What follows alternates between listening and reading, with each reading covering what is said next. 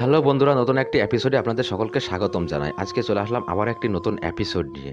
আজকের এপিসোডটার নাম বকুলডাঙ্গা হল্ট। গল্প পাঠে আমি অঙ্কুশ, পোস্টার ডিজাইন করেছেন পলাশ ভট্টাচার্য এবং সাউন্ড এডিটিং করেছেন অরিন্দম ব্যানার্জি। যে সকল বন্ধুরা প্রতিনিয়ত ভয়ানক ভয়ানক ভূতের গল্প শুনে নিজেকে ভয় লাগাতে অনেক বেশি ভালোবাসেন, সেই সকল বন্ধুদের বলছি যারা এখনও পর্যন্ত আমাদের চ্যানেলটি সাবস্ক্রাইব করেননি, তারা এখনই আমাদের চ্যানেলটি সাবস্ক্রাইব করে রাখুন, কারণ আমরা প্রতিনিয়ত ভয়ানক ভয়ানক ভূতের গল্প আপলোড করে থাকি। আর সেই গল্প সবার প্রথমে আপনার কাছে পৌঁছে যাবে। তো চলুন কানে হেডফোনটা গুঁজে দিয়ে মনোযোগ সহকারে গল্পটি শুনি। হালকা একটা ঝটকা লাগতেই ঘুমটা ভেঙে গেল। কোনো স্টেশনে ট্রেনটা দাঁড়িয়ে পড়েছে, বড্ড গরম। এর মধ্যে আবার নিদ্রা দেবীর সদয় হওয়ার সম্ভাবনা কম। অজ্ঞতা চোখ কষলে উঠে বসলাম। এটা কোন জায়গা? বেশ ব্যস্ত কোনো স্টেশন বলেই মনে হচ্ছে। এত রাতেও ভিড় মোটামুটি ভালোই। টাইম দেখলাম মোবাইলে, রাত 1:05। গলাটা শুকিয়ে এসেছে, একটু জল পেলে বেশ ভালো হতো। কিন্তু ব্যাগ থেকে বোতলটা বের করে দেখি তাতে এক বিন্দুও জল অবশিষ্ট নেই। জানালার ঠিক সামনেই পানীয় জলের একটা কল চোখে পড়ল। বোতলটা নিয়ে চটপট নেমে পড়লাম প্ল্যাটফর্মে। মনে হয় কিছুক্ষণ আগেই এই অঞ্চলে বৃষ্টি পড়েছে। গোটা প্ল্যাটফর্ম এখনও জবজবে ভিজে। আর একটু হলেই পা হড়কে যাচ্ছিল। সাবধানে টাল সামলে ট্রেন থেকে নামলাম। আকাশ এখনও গাঢ় কালো মেঘে ঢাকা। যে কোনো মুহূর্তে আবার আকাশে বৃষ্টি পড়তে পারে। যাই, তাড়াতাড়ি বোতলটা ভরে নেই। ধ্যাট, কল থেকে সুতোর মতো জল পড়ছে। সামান্য 2 লিটারের একখানা বোতল ভরতেই যেন পেরিয়ে যাচ্ছে 1 যুগ সময়। কিন্তু বোতলটা ভরে পিছনে ঘুরতেই মাথায় বজ্রপাত হলো। ট্রেনটা স্টেশন ছেড়ে একটু একটু করে এগোতে শুরু করেছে। এক হাতে কোনো মতে বোতলটা সামলে দৌড় দিলাম ট্রেনের দিকে। তাড়াতাড়ি ছুটতে গিয়ে পাটা গেল পিছলে। অতগুলো লোকের সামনে 2-3টে ডিগবাজি খেয়ে মাটিতে মুখ থুবড়ে পড়ে গেলাম। মাথা তুলে দেখি ট্রেনের শেষ বগির লাল আলোটা আমাকে ভেংচি কেটে ক্রমশ রাতের অন্ধকারে মিলিয়ে যাচ্ছে। এ তো ভারী মুশকিলে পড়া গেল। ট্রেনে আমার সমস্ত লাগেজ পড়ে আছে। কি করি এখন? একবার স্টেশন মাস্টারের সঙ্গে কথা বলে দেখব। উফ, যত সব উটকো আপদগুলো দেখছি আমার কপালেই এসে জোটে। তবে আসল ধাক্কাটা মনে হয় এখনও খাওয়া বাকি ছিল। হাত পা ঝেড়ে উঠে দাঁড়াতেই বাকরুদ্ধ হয়ে গেলাম। এইটা আমি কোথায় দাঁড়িয়ে আছি? কিছুক্ষণ আগেই তো যথেষ্ট লোকজন ছিল। কোথায় গেল তারা সবাই? প্ল্যাটফর্মের এপার থেকে ওপার সম্পূর্ণ জনমানব শূন্য। আমি একাই এখানে ভূতের মতো দাঁড়িয়ে আছি। এতগুলো লোক সব কর্পূরের মতো উবে গেল নাকি? এছাড়াও আমার একটা জিনিস স্পষ্ট মনে আছে, স্টেশনে প্রায় 5-6টা প্ল্যাটফর্ম ছিল। এখানে শুধুমাত্র দুটো, একটা আপ লাইন, একটা ডাউন লাইন। স্টেশন চত্বরে ঝলমলে টিউবলাইটগুলো উধাও। এখন তার জায়গায় টিমটিম করে জ্বলছে ল্যাম্পপোস্টে টাঙানো কেরোসিনের বাতি। তাতে কাজের কাজ তো কিছুই হচ্ছে না, উল্টে সৃষ্টি হচ্ছে এক অদ্ভুতরে হলুদ আলো আঁধারি। এক নিমেষে আকাশের মেঘও সরে গেছে। এই আকাশ একদম পরিষ্কার। এখানে আবার সুন্দর এক ফালি নীল চাঁদও উঠেছে। এমন উজ্জ্বল চাঁদ আমি জীবনে দেখিনি। ঠিক যেন কোনো অদৃশ্য পুরুষ এক বৃহৎ রূপালী ঘোড়ার থেকে পৃথিবীর বুকে জ্যোৎস্নার নির্মল ধারা ঢেলে চলেছে। সেই গলিত জ্যোৎস্না আকাশ থেকে ঝরে পড়েছে আমার গায়ে। শীতল চাঁদনি ভিজিয়ে দিচ্ছে আমার সর্বাঙ্গ। ধপ করে একটা পাথরের বেঞ্চিতে শরীরটা এলিয়ে দিলাম। কী হলো ব্যাপারটা? মাটিতে পড়ে গিয়ে মাথায় চোট পেলাম বুঝি। এমন ধারা মতিভ্রম তো হওয়ার কথা নয়। শুদ্ধ ভরা বোতলটা থেকে জল নিয়ে চোখে মুখে ছিটালাম। না, সব ঠিকই দেখছি। আমার চোখের সামনেই অন্ধকারাচ্ছন্ন 2 নম্বর প্ল্যাটফর্মটা একাকী পড়ে আছে। মোবাইল বের করে আর একবার সময়টা দেখলাম, 1:05। স্ট্রেঞ্জ, এতক্ষণ ধরে প্ল্যাটফর্মে দাঁড়িয়ে আছি অথচ সময়টা 1 মিনিটও এগোয়নি। ফোনটাও বিগড়ালো নাকি? নেটওয়ার্ক তো একদম শূন্য। কোন কুক্ষণে যে বোনের বিয়েতে যোগ দেওয়ার জন্য বেরিয়েছিলাম। পকেট থেকে সিগারেটের প্যাকেটটা বের করে একটা সিগারেট ধরালাম। কয়েকটা লম্বা টান দিতেই মাথাটা কিঞ্চিত হালকা বোধ হলো। বেঞ্চে মাথা হেলিয়ে নিজের পরবর্তী পদক্ষেপ কী হবে সেইটা নিয়ে চিন্তাভাবনা করছিলাম। ঠিক তখনই ট্রেনের হর্নে চমক ভাঙল। কেমন অদ্ভুত সেই হর্নের ধ্বনি, ঠিক যেন শীষ দেওয়ার মতো এক তীক্ষ্ণ আওয়াজ। দূরে ইঞ্জিনের আলো দেখতে পাচ্ছি। কাছে এলো ট্রেনটা, একটা মালগাড়ি, কিন্তু ইঞ্জিনটা কীরকম? ডিজেল বা ইলেকট্রিক ইঞ্জিন নয়, এইটা তো সেই আদিমকালের স্টিম ইঞ্জিন, লোকোমোটিভ। এই রুটে যে আজও স্টিম ইঞ্জিন চলে তা তো জানতাম না। একরাশ কুচকুচে কালো ধোঁয়া এবং কয়লার মিহি গুঁড়া ছড়িয়ে আমাকে পিছনে ফেলে এগিয়ে গেল ইঞ্জিনটা। মিনিট পাঁচেক দাঁড়িয়ে কয়লা বোঝাই করা মালগাড়িটা আবার ঘটাং ঘটাং শব্দ তুলে স্টেশন থেকে বিদায় নিল। না, এভাবে নিশ্চেষ্ট হয়ে বসে থাকলে চলবে না। এবার স্টেশন মাস্টারের সাথে কথা বলতেই হবে। মনে হচ্ছে সবই অচেনা, যেন কালচক্রের কোনো গুপ্ত চোরাপথ ধরে আমি এসে পড়েছি 70-80 বছর আগেকার সময়ে। বেঞ্চি ছেড়ে উঠতে যাব, তখন এই প্ল্যাটফর্মের অপর প্রান্ত থেকে একটা ক্ষীণ সবুজ আলো চোখে পড়ল। রেলের পোশাক পরা দুজন লোক হাতে সিগন্যাল বাতি দুলিয়ে আমার দিকে হেঁটে আসছে। একজন বেশ লম্বা ফর্সা, আরেকজন কিছুটা বেঁটে ও রোগা। আমার কাছে এসে লম্বা লোকটি দরাজ গলায় জিজ্ঞাসা করলেন, এত রাতে আপনি এখানে একা একা কি করছেন? কোথায় যাবেন? আমি ট্রেন মিস করেছি, স্টেশন মাস্টারের ঘরটা একটু দেখিয়ে দেবেন? আমি এখানকার স্টেশন মাস্টার সমরেশ দত্ত। ভদ্রলোক নমস্কার করলেন। আর এই হলো এখানকার পয়েন্টসম্যান মনোহর। আজ রাতের শেষ মালগাড়িটা পাস করিয়ে আমরা কোয়ার্টারে ফিরছি। আমিও দুজনকে প্রতি নমস্কার করে জিজ্ঞাসা করলাম, আচ্ছা, এখানে বৈদ্যুতিক আলো নেই? স্টেশনের ল্যাম্প পোস্টে কেরোসিনের বাতি, আপনাদের হাতেও লণ্ঠন। দুজনে হতভম্বের মতো একবার নিজেদের মধ্যে মুখ চাওয়াচাই করল। আগে কি বললেন? বৈদ্যুতিক আলো বললেন কি বাবু? খানিকক্ষণ চুপ করে থেকে পয়েন্টসম্যান মনোহর নিচু গলায় বলল, বৃষ্টি পড়লে আকাশে বিদ্যুৎ চমকায় বলে জানতাম, কিন্তু মেঘের বিদ্যুৎ দিয়ে লণ্ঠন চালানো যায় এমন পাগলের প্রলাপ তো আমি কোনোদিন শুনিনি। আমি বুঝেছি আপনি কি বলতে চাইছেন। মাঝখানে ফোড়ন কাটলেন সমরেশবাবু। আপাতত এইসব বিলাসিতা বড় বড় শহর পর্যন্ত এসেছে, কিন্তু এই এদো গ্রাম অঞ্চলে বৈদ্যুতিক আলো আশা করাটা চরম মূর্খামি বটে। নিজেকে একধারে পাগল আর মূর্খ বললে কার আর মাথায় ঠিক থাকে? আমারও গা পিত্তি জ্বলে উঠল। তবে এই মুহূর্তে আমি পড়েছি মহা ফাপড়ে। এমন দুর্যোগে এই দুজনেই আমার কাছে আসার একমাত্র কিরণ। এদের চটালে চলবে না, তার চেয়ে বরং আলোর প্রসঙ্গ বাদ দেওয়াই শ্রেয়। সমরেশবাবু, জায়গাটার নাম কি? স্টেশন মাস্টার দূরে আঙুল দেখালেন। প্ল্যাটফর্মের এক প্রান্তে লোহার এক ক্ষয়িষ্ণু হলুদ বোর্ডে, তাতে ঘষা ঘষা কালো হরফে স্টেশনের নাম লেখা। কেরোসিন বাতি আর জ্যোৎস্নার মিশ্রিত আলোয় অতি কষ্টে পাঠ করলাম নামটা, বকুলডাঙ্গা হল্ট। তা মশাইয়ের কোথায় যাওয়া হচ্ছিল শুনি? সমরেশবাবু আবার প্রশ্ন ছুড়লেন। আরও কি একটা বলছিলেন, ট্রেন মিস করেছেন না কি যেন? হ্যাঁ, আমি যাচ্ছিলাম হাওড়া, আমার বোনের বিয়ে অ্যাটেন্ড করার জন্য। বোতলে জল ভরতে নেমেছিলাম এখানে, কিন্তু দুর্ভাগ্যবশত গাড়িটা ছেড়ে দেয়। আমার অনেক লাগেজ ওই ট্রেনেই রয়ে গেছে। দেখুন না যদি সেগুলো কোনোভাবে উদ্ধার করা যায়। পৌর স্টেশন মাস্টার খানিকক্ষণ মাথা নিচ করে কি একটা ভাবলেন। দেখুন, এত রাতে তো আমার পক্ষে কিছু করা সম্ভব নয়। কাল সকালে এসে আমি না হয় টরেটক্কার মাধ্যমে হাওড়া স্টেশন মাস্টারকে একখানা টেলিগ্রাম পাঠিয়ে দেবক্ষণ। দেখি আপনার সব মালগুলো রিকভার করা যায় কিনা। টেলিগ্রাম কেন? আপনাদের কাছে কোনো মোবাইল নেই? একবার ওনাকে মোবাইলে সব কিছু জানিয়ে দিলেই তো হয়। মোবাইল? সেইটা আবার কি? মোবাইল মানে? মোবাইল? আরে মোবাইল, মোবাইল ফোন। দুজনে আবার বেশ কিংকর্তব্য বিমূঢ় চোখে আমার দিকে তাকালো। মশাই কি নেশা টেশা করেন? না, মানে আমাকে দেখে আপনাদের নেশাখোর মনে হয় নাকি? একটা সমস্যায় পড়েছি, কোথায় আপনি সেটা নিরসন করবেন তা না। বুঝেছি বুঝেছি, চিন্তা নেই। আজ রাতটা আপনি আমার ঘরেই কাটিয়ে দিন। ওখানে গ্যাংম্যান হরিয়া আছে, ভারী মজার মানুষ। ভোরের আলো ফুটতে আর বড়জোর 3-4 ঘন্টা বাকি। এইটুকু সময় দিব্যি হরিয়ার সঙ্গে গল্প করে কাটিয়ে দিন। তারপর সকালে আমি এসে কিছু একটা ব্যবস্থা করছি। প্ল্যাটফর্মে মুখ থুবড়ে পড়ে যাওয়ার পর চোখের সামনে সমস্ত দৃশ্য এক লোমহাই পাল্টে গেছে।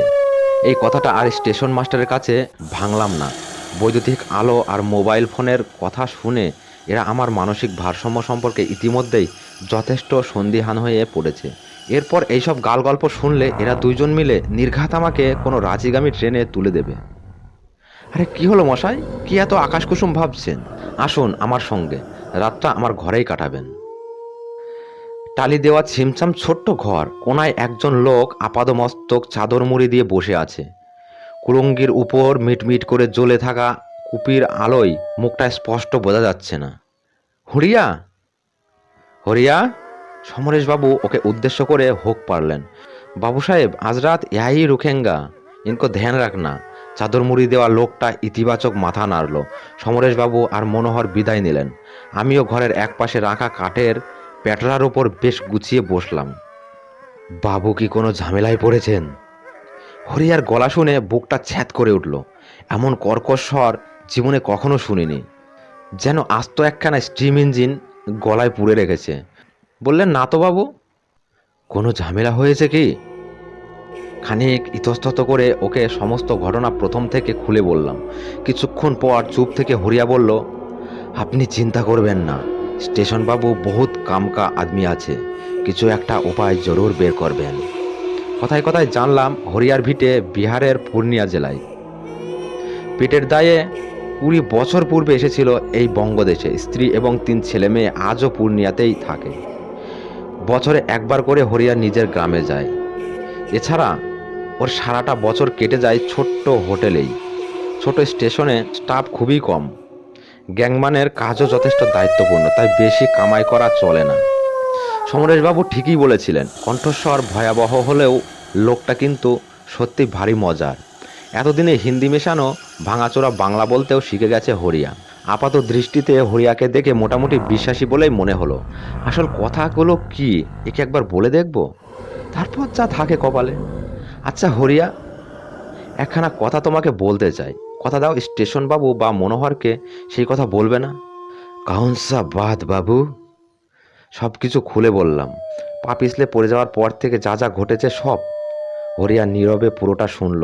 অন্ধকারে মুখটা পরিষ্কার ঠাওর না হলেও কুপিবাতির ম্লান আলোয় বুঝলাম লোকটা ঠোঁট বেঁকিয়ে অল্প হাসল।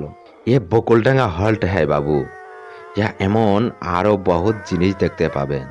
দেখছেন না, রাতে এই হরিয়া মাহাতো সারা স্টেশনে এক ভি আদমি নেই, এক ভি ভিখারি নেই। সাদেই কি স্টেশন বাবু আর মনোহর রাতের আখরি মালগাড়ি পার করিয়ে এখান থেকে চম্পট দেয়। এই সময় ইহা কুত্তা বিল্লিও ঘোরে না, ইনসান তো দূর কি বাত। কেন? আমি ঢোক গিললাম। কোনো ভয় টয় আছে নাকি? ভয়? হ্যাঁ, ভয় বলতে পারেন। পहिले একটা একটা আম স্টেশনের মতোই ছিল, কিন্তু একটা দুর্ঘটনার পর থেকে এই স্টেশনে সব कुछ বদলে যায় বাবু, सब कुछ बदले जाए। किरकम दुर्घटना? 5 साल पहले की घटना। यहाँ से थोड़ा दूर पे রেলের ক্রসিং আছে। উহা রেল লাইনে কিছু একটা গড়বড়ি হয়েছিল। তখনকার স্টেশন বাবু একজন গ্যাংম্যান আর একজন পয়েন্টসম্যানকে নিয়ে সেটা ঠিক করতে গিয়েছিল। সব কুছ ঠিকঠাক করে ও 3 লোক লাইন ধার দিয়ে पैदल স্টেশনে ফিরছিল। কিন্তু এক জায়গায় এসে ও 3 अचानक রেলে কাটা পড়ে যায়। ওদের কাটা পড়াটাও বহুত আজীব ছিল বাবু। যারা সামনে সে দুর্ঘটনা দেখেছিল তারাই বলেছিল ও 3ও লাইনের অনেক দূর দিয়ে হাঁটছিল, লেকিন কোনো শয়তানি শক্তি যেন 3ওকে ধাক্কা মেরে লাইনের উপর ফেলে দিয়েছিল। उल्टो दिख दिए আসছিল डाउन मेल। बस एक ही झटके में 3 लोग खत्म। उस घटना के बाद यहाँ रात के समय बहुत कुछ देखा যায়। এতক্ষণে আমি রীতিমতো ঘামতে শুরু করেছি। কি বলছে হরিয়া? আগেই ঝামেলার অন্ত ছিল না, এখন আবার ভূতের দৌড়ান্ত। আপনিও ওদের দেখেছেন বাবু, শুধু চিনতে পারেন নাই। ও লোক কিসি কা নুকসান করেন না বাবু, শুধু জিনিসের অস্তিত্ব বুঝিয়ে দেয়। দেখা পেয়েছি মানে চিনতে পারিনি মানে? বলো কি হরিয়া, কাদের কথা বলছো তুমি? ওরা কারা? ওরা কারা? নিঃশব্দে হাসলো গ্যাংম্যান হরিয়া। ওরা হলো সমরেশ বাবু, মনোহর আর হরিয়া মাহাতো। এক ঝলক ঠান্ডা বাতাসে হরিয়ার গা থেকে চাদরটা খুলে পড়ল। কুপিবাতির নির্মাণ মুখ শিখার স্বল্প আলোয় পরিষ্কার দেখলাম। আমার সামনে দাঁড়িয়ে আছে এক ভয়ঙ্কর প্রেত মূর্তি। ডান হাতটা কনুইয়ের নিচ থেকে কাটা পড়েছে, সেখান থেকে এখনো চুইয়ে পড়ছে ফোঁটা ফোঁটা তাজা রক্ত। মাথাটা একদিকে বিশ্রীভাবে থেতলে গেছে, ভাঙাচুরো দাঁতগুলোর ফাঁক দিয়ে ঝুলে পড়েছে জিভটা। এছাড়াও শরীরের অজস্র জায়গায় কাটা ছেঁড়া। হরিয়া হাসছে, খলখল করে হাসছে। ঠিক তখনই কুপিবাতির শিকাটা 2 বার ধপধপ করে নিভে গেল। পুরো ঘরটা তলিয়ে গেল অন্ধকারের অকল সমুদ্রে। এতক্ষণে যেন আমার সম্বিত ফিরল। গা ঝাড়া দিয়ে এক লাফে বেরিয়ে এলাম ঘর থেকে। তারপর কোনো দিকে না তাকিয়ে অন্ধের মতো ছুট লাগালাম। পিছন থেকে এখনো ভেসে আসছে হরিয়ার কণ্ঠস্বর। এখন যেন ওর গলাটা আরো কয়েক গুণ বেশি কর্কশ শোনাচ্ছে। ভাগনে সে কুছ নেই হোগা, स्टेशन बाबू जिंदा नहीं बच पाया, ना मनोहर और न ही मैं। यहाँ से क्यों जिंदा बच के वापिस नहीं जाता बाबू, तू भी नहीं जाएगा। কতক্ষণ ধরে ওই অচেনা মফস্বলের পথঘাটে উদ্ভ্রান্তের মতো দৌড়ে বেরিয়েছি তার খেয়াল নেই। ছুটতে ছুটতে এক জায়গায় এসে ধপ করে মাটিতে বসে পড়লাম। পা দুটো আর সঙ্গ দিচ্ছে না। মনে হয় এর চেয়ে বেশি ছুটলে মুখে রক্ত উঠে মরবো। বুকটা হাবরের মতো ওঠানামা করছে, কথা বলার শক্তিটুকুও আর নেই। অনতি দূরেই চোখে পড়লো একটা আলো। কোনো মতে ক্লান্ত শরীরটা টিনে হিঁচড়ে নিয়ে চললাম সেই দিকে। আরে এইটা তো একটা লেভেল ক্রসিং, এখানেও কোনো জনমনুষ্য নেই। এই ক্রসিংয়ের কথাই কি বলেছিল হরিয়া? দাঁড়িয়ে দাঁড়িয়ে সেই সব সাত পাঁচ ভাবছি। হঠাৎ ঘাড়ে কারো তপ্ত নিঃশ্বাস অনুভব করলাম। কিছু বুঝে ওঠার আগেই পিঠে এসে পড়লো হাতুড়ির মতো এক প্রবল ধাক্কা। টাল সামলাতে পারলাম না, হুড়মুড়িয়ে সোজা গিয়ে পড়লাম রেল লাইনের উপর। উঠে বসতেও পারছি না। অদৃশ্য কেউ যেন বুকের উপর চেপে বসে জোর করে শুইয়ে রেখেছে আমাকে। শরীরের সমস্ত বল প্রয়োগ করেও সেই সায়বীয় সত্তাকে বুকের ওপর থেকে ঠেলে ফেলা যাচ্ছে না। ঠিক তখন এই দূর থেকে কানে এলো ট্রেনের হর্ন। মুখে আছড়ে পড়লো ইঞ্জিনের চোখ বাঁধানো আলো। দুর্নিবার গতিতে আমার দিকেই ধেয়ে আসছে একটা মেইল ট্রেন। চোখে মুখে ঠান্ডা জলের ঝাপটা লাগতেই হুঁশ ফিরল। ভোরের আলো ফুটেছে। আমি বকুলডাঙ্গা স্টেশনের প্ল্যাটফর্মেই পড়ে আছি। পরম যত্নে আমার মাথাটা কোলে নিয়ে বসে আছেন একজন পুরুষ। ভালো করে তার মুখের দিকে তাকাতেই ধর্মরিয়ে উঠে বসলাম। এ কি বাবা তুমি? কিরে খোকা, ভেবেছিলি শ্মশানে দাহ করে এসেছিস বলে তোর এই বাপটা চিরকালের জন্য উধাও হয়ে গেছে? তুই ভয়ের চোটে জ্ঞান হারিয়েছিলি, ভিতর ডিম কোথাকার, এখনো বুঝতে পারলি না? আর এখন তো তুই আমাদের জগতে চলে এসেছিস রে। এখানে কেউ টেনে কাটা পড়বে না, আগুন আমাদের পোড়াতে পারবে না, তলোয়ার আমাদের কাটতে পারবে না, আমরা অনিশ্বর। এতক্ষণে লক্ষ্য করলাম বাবার পাশেও আরও তিনজন দাঁড়িয়ে আছে। Station master Samaresh Dutta, pointsman Manohar আর গ্যাংম্যান হরিয়া।